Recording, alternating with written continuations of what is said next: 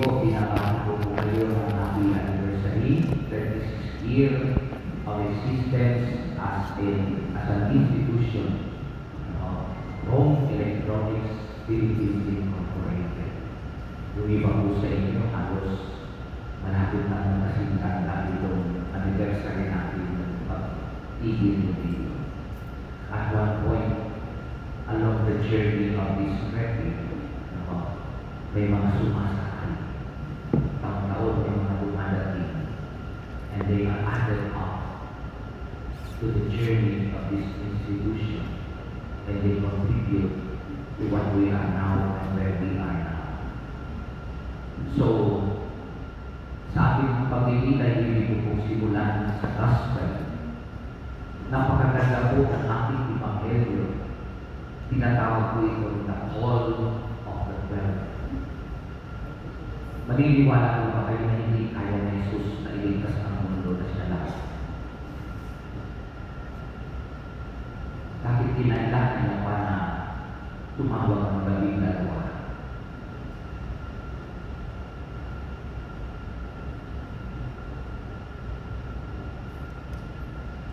Ang sagot sa katanungan ay, bakit kailangan pang maging tao ng Diyos kung kaya niya naman sa isang hila iligtas ang mundo?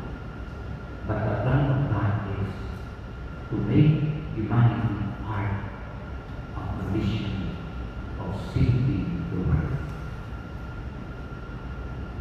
Kaya ng Diyos, pero mayroon siyang higit na pinili. Pinili niya ang mayroong kasama. Pinili niya ang mayroong kalakpan.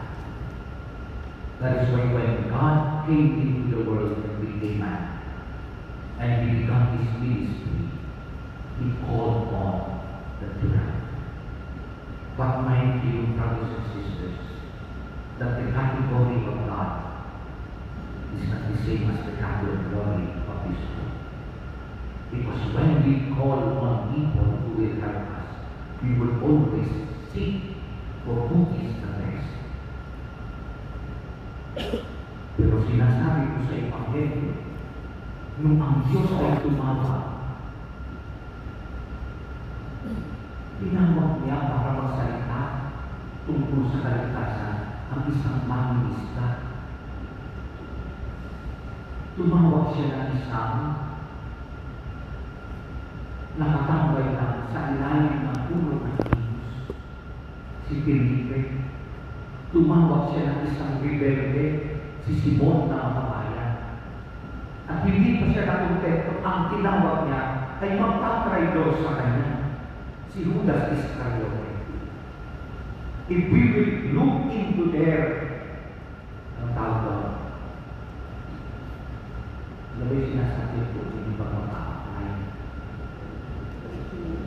Resume. Kung titignan natin ang resume ng mga pagsakit dito sa Rome, wala silang paki at wala silang may mapa. But sabi na, God does not see what is outside or the appearance of each one. God sees the heart. And when we call because God knows what is in the heart. God knew that in the story of salvation, Judas is part so that the prophecy would be realized. God knew na nung kanyang pinili si Peter, "You are Peter, and upon this rock I will build my church." Sa kanya unang ipinagkatiwala ang simbahan, alam niya na kahit si Pedro ay maraming pagkukulang, he would be recognized until today as the first leader of the church. Not because of his greatness, but because Peter allowed himself to manifest the greatness of God. And this is the first message I would like to share with you that as we celebrate the 36th anniversary, sabi ko nga, mahalaga yung aming pupuntahan. Mahalaga yung direction, mahalaga yung goals and visions of Rome. Pero hindi na mahalaga on how each one can be a manifestation of the vision and the goals of Rome. Kung paano ang bawat isa, katulad ng mga alagad, kanilang ipinapahayag ang kadahilanan ng pangarap ng Rome. Yung mga simple inyong contribution, yung pagsabit ng report, yung paglilid as supervisors, as leaders, yung paggagawa natin ng mga accounting, yung pag-aayos natin ng mga records. When all these things are put together, we are able to be one great big thing. Each one of us, like the apostles, manifest the visions, the hopes, and the dreams of God.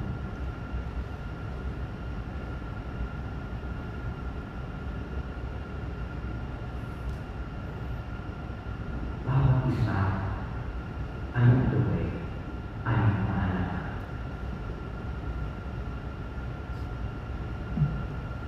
Kahit katulad ng mga apostles, may kahinaan, may pagkukulan, may mga blunders minsan. Kaya nga, di ba may memo? Ayaw na ba na padala ng memo? Kasi to remind us that we can still do better because we are a great part of one great vision and goal. Without you, this will never be like this. Bawat isa ay may corresponding na contribution on how we are now and how and where he is now. Kaya po bago ako pumunta sa second point, kung kaya niyo pong nabigin pakisabi, salamat sa iyong contribution.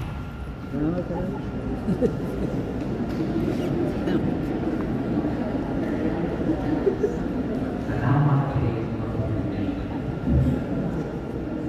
Alam niyo, yung minsan laging late, yung minsan laging parang maduli sa office, dahil sa kanilang pagkulangan, nare-remind yung mga boss natin na maglabas tayo ng memo, huwag magdulumi, huwag magpapalito. Kaya yung kahit may mga pagkukulang, will become part of the growth of this institution. Amen po ba? Amen. So yun, katulad ng mga boss. Second po, na aking bibigyan pansin ay the question, how did Jesus choose that well? How did Jesus choose that well? Did Jesus just pointed, ikaw na, ikaw na, ikaw na? No. Jesus went up the mountain and for the whole night, buong magdamag, he prayed. Because choosing the apostles, choosing companions, is a grace from God. The apostles are chosen out of prayer. Ang bunga ng panalangin ni Jesus ay ang mga apostol. They are not just randomly chosen. They are destined by God. God has chosen them to become companions of Jesus. In the same manner, yes, there are the HR personnel who will look into our resumes. At alam natin, may mas magagaling pa sa atin. Alam natin, may mas worthy pa sa atin na mapabilang dito sa mundo. Alam natin na mayroon pang mas capable sa ating posisyon ngayon. But don't you know that where we are, where you are, and what part and kind of position you are into is not just a random fruit of what is going on every day. We have to recognize there is God who will guide this institution so that if this is for the good of the world, if this is for the good of humanity, God has a hand on this, and God will choose, even if we are unworthy, to become part of this institution. Tayo ay biyaya ng Diyos dito sa atin. Kaya huwag natin sasayangin. Huwag natin ipagwalang bahala. Kung ikaw man ay naka-appoint sa isang posisyon na ito, kung ikaw man ay nakapasok dito sa record, kung ikaw man ay nagtagal dito sa pagtatrabaho sa Rome, ibig sabihin, God has chosen you to give utmost contribution to this institution. Huwag natin ipagwalang bahala. Mas lalo tayong, anong tawag nito, mag-driven. Mas lalo mag-push. Pinagkakatiwalaan ako. Sa kabila ng aking mga kakulangan, ako ang napili. Sa kabila ng aking mga maraming pagkakamali, patuloy pa rin akong pinagtitiwalaan. Then we will have to do better.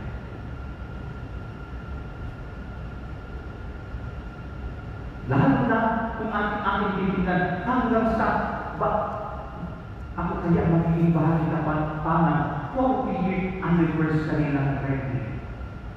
No? Kasama ko pa kaya ako sa next 4 years para mag-celebrate ng Ruby anniversary, 40th anniversary. Kasama pa kaya ako, then ang kailangan ko mag-effort. Huwag kong sayangin ang oras ko dito. Huwag kong sayangin ang tiwala sa aking dito. No? Kaya po, sa pagtatapos ng ikalawang point ko, inaanyayahan ko po kayo. Pwede ko ba ulit paki-message sa katabi mo? Ginalingan mo na, galingan mo na. Galingan mo pa. Ginalingan mo na, galingan mo pa. Ginalingan mo pa.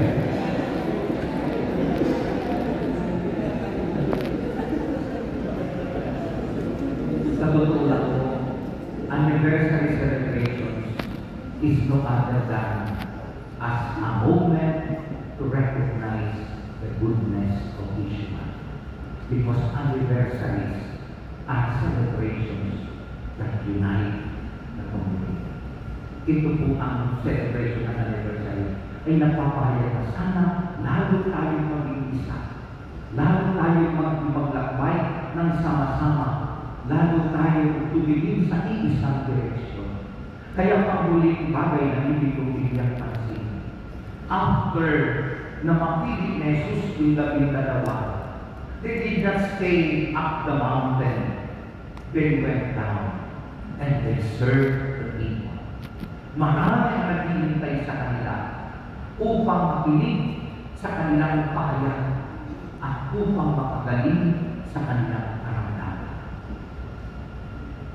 The world is in need of people who can recognize their needs in life. The world is in need of people who can share their lives so that what they suffer, they can be enlightened or enlightened maliwanagan ng lahat. That is why my last point is, just like the apostles, can we just go down from the mountain? And going down from the mountain and going to the people that are waiting for them, that means we have to keep our mission. Hindi lang tayo celebrate, hindi lang tayo na recognize ng ating mga achievements. There is something more that we have to do. Ready would not stay much longer if you will not be faithful to your mission. And what is your mission? What is your direction? You have to go down. Bababa upang tumilos. Bababa upang tumunek sa mga tao. Bababa upang ipadama ang biyaya ng Diyos.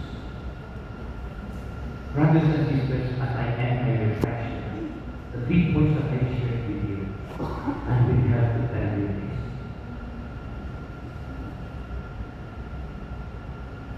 Ang anniversary is actually a moment, a celebration, to ground ourselves where do we need to do more with regards to our mission.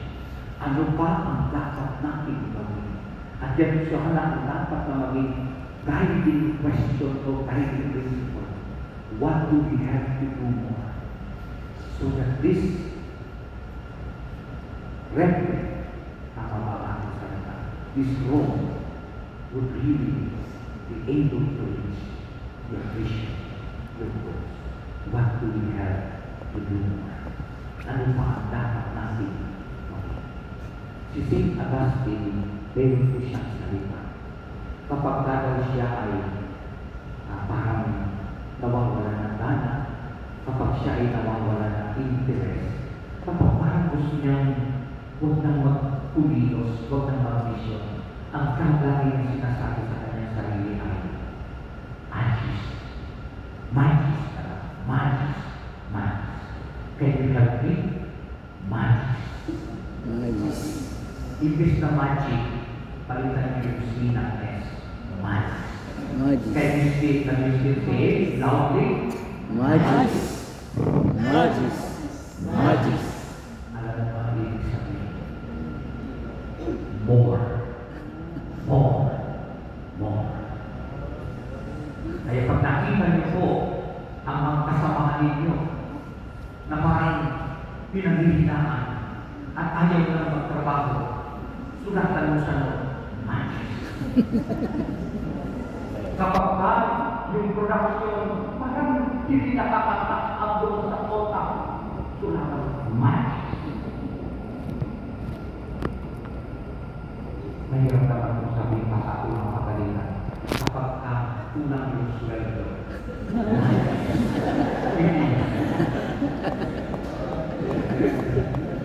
Brothers and sisters, we will continue. But there are points that we have to consider. Bakit kailangan ni Jesus ng kasama?